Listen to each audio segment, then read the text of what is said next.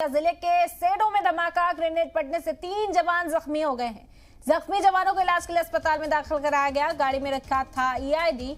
हादसाती तौर पर फटने से धमाका पेश आया। धमाके में जख्मी एक जवान की हालत नाजुक बताई जा रही है। आपको बता दें कि आईजीपी कश्मीर ने ट्वीट कर इस पूरे मामले की जानकारी दी। तो एक हादसे में 3 जवानों के जख्मी होने की खबर है। शोपियां जिले के सेडो में यह धमाका हुआ। ग्रेनेड फट गया जिससे 3 जवान जख्मी बताए जा रहे हैं। एक की हालत शदीद तौर पर जख्मी है। इलाज इस वक्त अस्पताल में जारी है। गाड़ी में आईडी रखा हुआ था और हादसाती तौर पर इसके फटने से धमाका हुआ। 3 जवान इसकी जद में आ गए। एक जवान की जो हालत है वो इस वक्त नाजुक बताई जा रही है। पूरी जानकारी आईजीपी कश्मीर ने ट्वीट कर दी है। उन्होंने कहा कि पूरे मामले की जांच इस वक्त जारी है। 3 जवान जख्मी हुए हैं इस हादसे से और तीनों का ही इलाज जारी है। जिला अस्पताल उन्हें पहुंचाया गया था जहां पर उनका इलाज इस वक्त जारी है। तो शोपियां जिले के सेडो में यह धमाका हुआ। ग्रेनेड फटने से 3 जवान जख्मी हो गए। जख्मी जवानों को इलाज के लिए अस्पताल में दाखिल कराया गया। गाड़ी में ईआईडी रखी हुई थी और हादसाती तौर पर ईआईडी फट गई जिससे बड़ा धमाका हुआ और हादसे में एक जवान की हालत इस वक्त नाजुक बताई जा रही है। आपको बता दें कि 3 जवान इसकी जद में आ गए। तस्वीरें भी आपको साथ साथ दिखा रहे हैं। क्या खस्ता हाली का शिकार ये गाड़ी हुई है। आईडी इसमें रखा हुआ था और हादसाती तौर पर ब्लास्ट होने की बात सामने आ रही है जिसमें से 3 जवान जख्मी हुए। एक की हालत इस वक्त बेहद नाजुक है। तस्वीर भी इस वक्त आपको दिखा रहे और मजीद जानकारी इस बारे में देने के लिए हमारे नुमाइंदा दाऊद नाइक हमारे साथ बराह रास्त जुड़ गए हैं। दाऊद, क्या खबर है इस हवाले से आपके पास?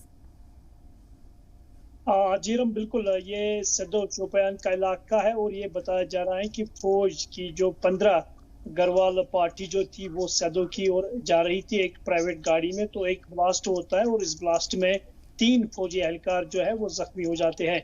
फिलहाल ये बताया जा रहा है कि ये एक एक्सीडेंटल धमाका हुआ है, यानी एक फौजी एहलकार के हाथों से खुद ग्रेनेड छूट के फट गया जिसके नतीजे में 3 फौजी एहलकार जो है वो जख्मी हुए।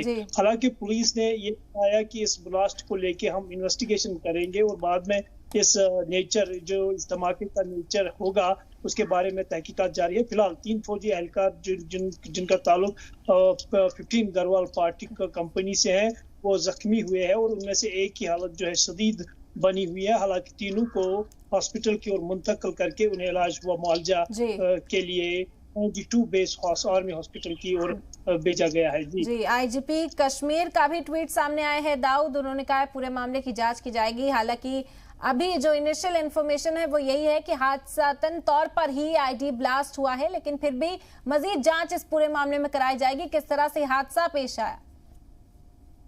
जी बिल्कुल, जिस तरीके से अगर हम शोपियान का इलाका देखेंगे, यहाँ पे आर्मी की मूवमेंट चाहे दिन हो रात हो सुबह हो शाम हो हमेशा होती रहती है और उसी मामूल पर 15 गढ़वाल जो है अपने एरिया में मार्च कर रही थी। एक निजी गाड़ी में थी तो वहाँ पे वो गाड़ी जो है ब्लास्ट का शिकार हुई और इस ब्लास्ट में जो है 3 फौजी एहलकार जख्मी हुए हैं। जी बिल्कुल, और इस तरह के वाकयात देखने को मिलते हैं जब एक तरफ सिक्योरिटी फोर्सेस मुसलसल दहशतगर्दों को मुंह तोड़ जवाब देने की कोशिश कर रही है, ऑपरेशन ऑल आउट चला रही वादी के अंदर, और दूसरी ओर इस तरह के हादसात बेहद अफसोसनाक होते हैं क्योंकि हमारे जवान इसमें जख्मी हो गए हैं। हाइब्रिड मिलिटेंसी का सामना करने के लिए अभी फौज को जो उनकी हिकमत अमली है उसे तब्दील करने की जरूरत दाऊद यहाँ पर नजर आ रही है और जो एडवांस टेक्नोलॉजी है उसको शामिल करने की भी जरूरत साफ तौर पर फौज के सामने है। जी बिल्कुल, जिस तरीके से आपने ये बताया कि एक तो फौज के लिए हाइब्रिड मिलिटेंसी का चैलेंज है और दूसरा जो मॉडर्न टेक्नोलॉजी है उसका भी इस्तेमाल करना चाहिए। जी मैं आपको बता दूं इरम, आज जितने भी ऑपरेशंस होते हैं उसमें टेक्निकल सपोर्ट डेफिनेटली लिया जाता है और ये बताया जाता है कि मिलिटेंट्स की हर एक कारकर्दगी पे नजर रखी जाती है टेक्निकल सपोर्ट की जानिब से, चाहे जीपीएस ट्रैकिंग हो या फोन कॉल लोकेशन हो या कॉल रिकॉर्डिंग हो।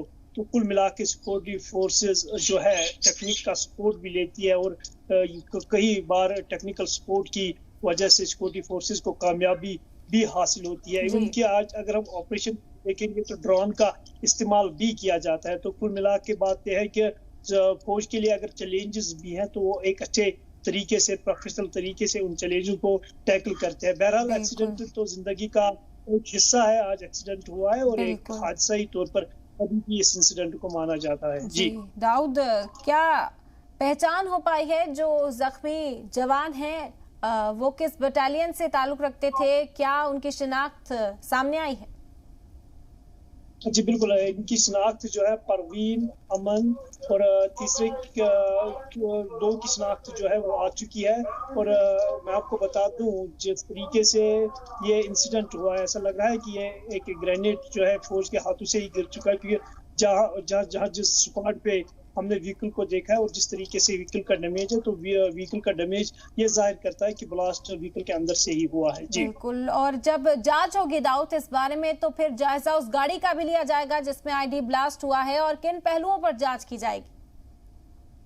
जी बिल्कुल, जिस तरीके से हमने देखा है कि वहाँ पे हीरपुरा पुलिस जो है वो जाए वारदात पे पहुंची है और वो बेसिक एविडेंस को जमा करवाने में लगी है, जहाँ पे गाड़ी का भी जायजा लिया जाएगा। फिलहाल इन्वेस्टिगेशन शुरू हो चुकी है। अब मुझे लग रहा है कि शाम तक पुलिस जो है अपना बयान सामने करेगी कि ये ब्लास्ट जो है किस नेचर का था, क्या ये ग्रेनेड ब्लास्ट था या ये आईईडी थी। फिलहाल जिस तरीके से हमें अपने सोर्स बता रहे हैं कि ये ग्रेनेड जो है फौज के एहलकार के हाथों से खुद छूट के वो उस व्हीकल में। जी चलिए दाऊद, बहुत बहुत शुक्रिया आपका तमाम जानकारी के लिए।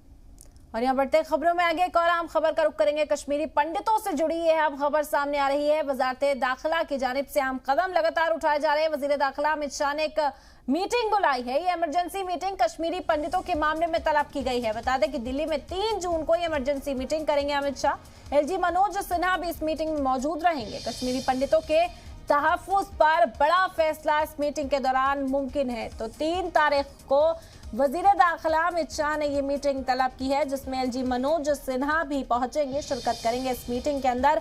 और कश्मीरी पंडितों के तहफ्फुज पर बड़ा फैसला मुमकिन है। लगातार कश्मीरी पंडित जम्मू कश्मीर के अंदर एहतजाजी मुजाहरा करते हुए अपने तबादले की मांग कर रहे हैं, क्योंकि दहशतगर्दों के जरिए जो टारगेट किलिंग का सिलसिला है वो तेजी से अंजाम दिया जा रहा है, लोगों को निशाना बनाया जा रहा है और अपनी जान माल का नुकसान ना हो उसको बचाने के लिए, महफूज रखने के लिए कश्मीरी पंडित लगातार सड़कों पर उतरकर वजारत दाखिला से इस बात की अपील करते नजर आए कि उनका तबादला किया जाए। आपको बता दें कि जम्मू कश्मीर के मुख्तलिफ हिस्सों से इसी तरह की तस्वीर लगातार सामने आ रही है। लोग तबादला चाहते हैं और इसके बाद इजाफी फोर्स भी जम्मू कश्मीर में तैनात की गई थी वजारत दाखिला की जानिब से, ताकि तहफ्फुज फराहम कराए जा सके। लेकिन अब एक और अहम मीटिंग होने वाली है। वजीर दाखिला अमित शाह ये मीटिंग तलब कर रहे हैं। 3 तारीख को ये मीटिंग होगी। 3 जून को उन्होंने ये मीटिंग बुलाई है दिल्ली में और एलजी मनोज सिन्हा इस मीटिंग में शिरकत करने के लिए पहुंचेंगे। कश्मीरी पंडितों के तहफ्फुज पर बड़ा फैसला मुमकिन है।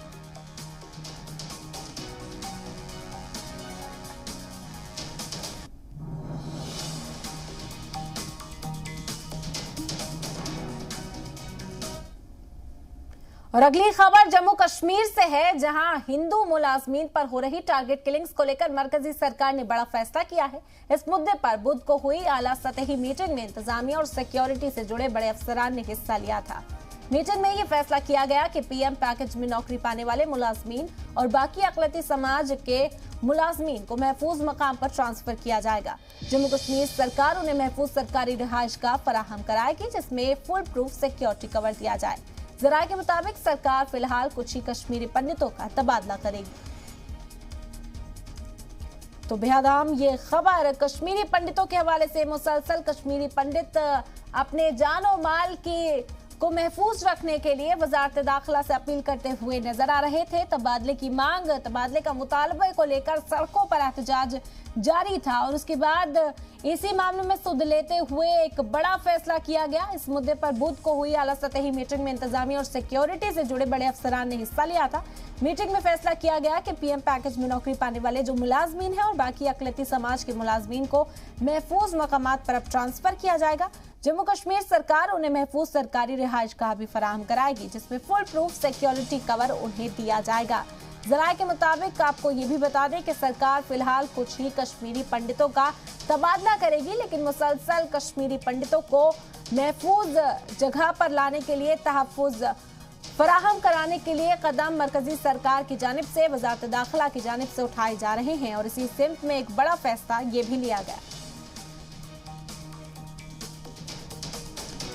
जी ने 3 तारीख को इस पर जम्मू कश्मीर पर दोबारा बैठक बुलाई है। इससे पहले भी बैठक हो चुकी है और उन्होंने इस मुहिम को तेज करने को कहा है। कश्मीर में सुरक्षा बलों ने बहुत अच्छा काम किया है और 1.5-2 साल में जिस प्रकार से शांति बहाल हुई थी, अब वो उन लोगों को वहाँ पर नौजवानों को यूज़ किया जा रहा है जिनका कोई क्रिमिनल रिकॉर्ड नहीं है। और ऐसा भी जानकारी मिली कि 60 के लगभग पिस्टल्स उन्होंने स्थानीय लोगों को दी है।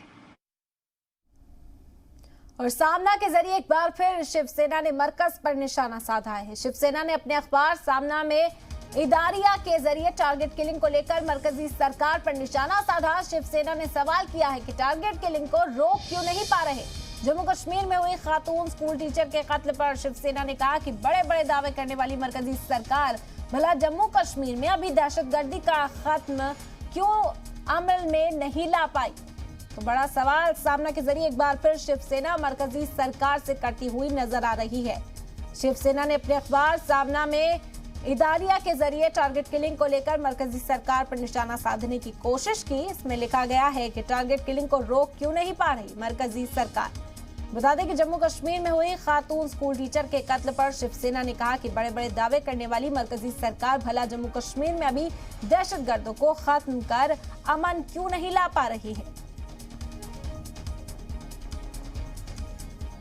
तो ये बड़ी खबर आपको इस वक्त बता रहे हैं। शिवसेना ने अपने अखबार सामना के जरिए एक बार फिर से मरकजी सरकार पर निशाना साधा। मुद्दा इस बार जम्मू कश्मीर का है।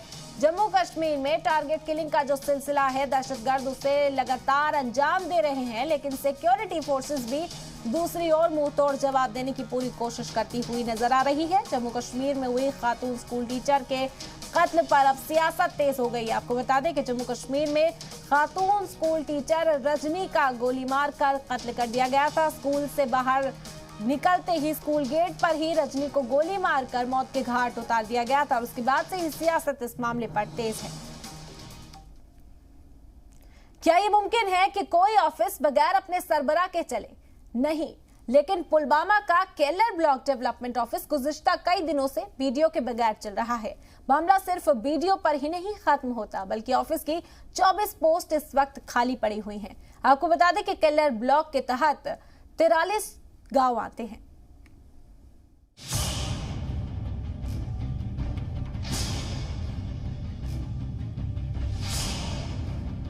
इस बोर्ड से आप ऑफिस की हालत का अंदाजा कर सकते हैं। ये पुलवामा जिले के केलर के ब्लॉक डेवलपमेंट ऑफिस का बोर्ड है। इस ऑफिस का इस वक्त कोई पुरसाने हाल नहीं है। ये तो ऑफिस के बाहर की तस्वीर है। दफ्तर के अंदर की तस्वीर देखिए। ज्यादातर कमरों पर ताले पड़े हुए हैं। इनमें बीडीओ का भी कमरा शामिल है। ये ऐसा दफ्तर है जो बगैर किसी सरबराह के ही चल रहा है। आप खुद सोचिए कि ब्लॉक डेवलपमेंट ऑफिस में बीडीओ ही नहीं होगा तो तरक्याती काम किस तौर पर हो रहे होंगे। अफसरान की तकर्रुरी न होने से पूरे ब्लॉक में तरक्याती काम ठप पड़े हुए हैं। 22 हलकों पर मुश्तमिल है, जिसमें 43 गाँव आते हैं, लेकिन हम वीडियो से महरूम हैं। कई महीनों से हम वीडियो से महरूम है। कल ही गवर्नमेंट ने एक आर्डर इशू किया है, उसमें 27 वीडियो का आर्डर इशू हुआ है, लेकिन हमारा ब्लॉक पुष्ट रखा गया। अलमिया यह है कि सिर्फ वीडियो ही नहीं बल्कि assistant officer, section officer, junior engineer, junior assistant और जूनियर सेक्शन ऑफिसर का भी ओहदा यहाँ खाली पड़ा हुआ है। ऑफिस में इस वक्त 24 ऐसी पोस्ट हैं जो खाली चल रही हैं और इन पर अभी तक किसी की तकर्रुरी नहीं हुई है। पूरा ऑफिस इस वक्त हेल्पर्स लेवल के मुलाजमीन के हवाले है। ब्लॉक ऑफिस में इस वक्त 13 हेल्पर्स, 1 जूनियर इंजीनियर और 10 विलेज लेवल वर्कर्स हैं। अफसरान की तकर्रुरी न होने से लोगों को मुख्तलिफ परेशानियों का सामना करना पड़ रहा है। मकामी लोगों ने एलजी इंतजामिया से मुतालबा किया है कि ब्लॉक ऑफिस में जल्द अज जल्द अफसरान की तकर्रुरी की जाए। अगर न बीडीओ साहब हफ्तस मज तुम सूझुन तमाम ठेकेदार मजूर नरेगा मजूर यमो सड़कन पे पत यह नाखुश गो सन गुजारिश पतिम 2.5 वरी गो ब्लॉक कैलरस मज सफर करान वो इंसाफ क्या पहाड़ी एरिया ये मे 22 हल्कह 45 गांव काम करान नौजवान वनकस लगित नश करनस कुन क्या वजह मे पृछो 2 नौजवान दोप कम कर वो मजूरी। अपनी नवैयत का ये अनोखा मामला है। सरकार की जानिब से देही इलाकों की तरक्की पर खास तवज्जो दी जा रही है, लेकिन सवाल यह है कि जिनकी निगरानी में तरक्याती काम होने हैं और जिन पर मंसूबों को नाफिज करने का जिम्मा है वो ही नहीं होंगे तो काम भला क्या होंगे। जी सलाम के लिए पुलवामा से नाइक दाऊद की रिपोर्ट।